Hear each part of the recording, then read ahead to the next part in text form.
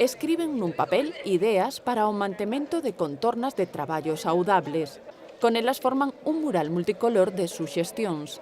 É unha das iniciativas desenvolvidas hoxe en Lugo por mor do Día Mundial da Saúde Mental, enfocado este ano ao eido laboral. Queremos chamar a atención sobre a necesidade de integración, sobre como incorporar a persoas con enfermidade mental a entornos laborais, porque o traballo, se ben é unha fonte de conflitos, é tamén o millor camiño que hai para a integración, para a rehabilitación. Na provincia de Lugo hai máis de 5.000 persoas diagnosticadas con enfermidade mental. Normalizar a súa situación é un dos obxectivos dos profesionais. Creemos que, ademais, o traballo é unha fonte de satisfacción enorme, o cal favorece a nosa saúde mental, é unha fonte de insatisfacción e de estrés, de preocupacións enormes que tamén nos afecta, non?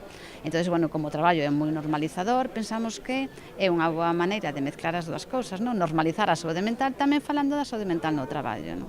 Estímase que as condicións de traballo provocan entre 11 e o 25% dos problemas de saúde mental. En moitos casos, debido a estrés, ansiedade, o aillamento, tensións que se producen, por ese motivo pensamos que é necesario reflexionar un pouco.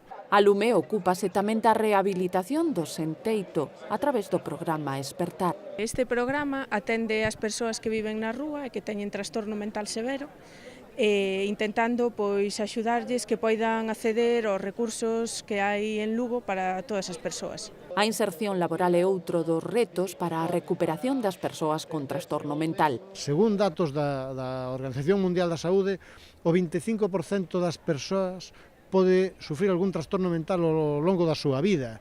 É algo que non é unha minoría, nin é algo que podamos mirar para outro lado. Por elo, asociacións e afectados reclaman todos os días do ano o seu dereito a acceder e manter un emprego.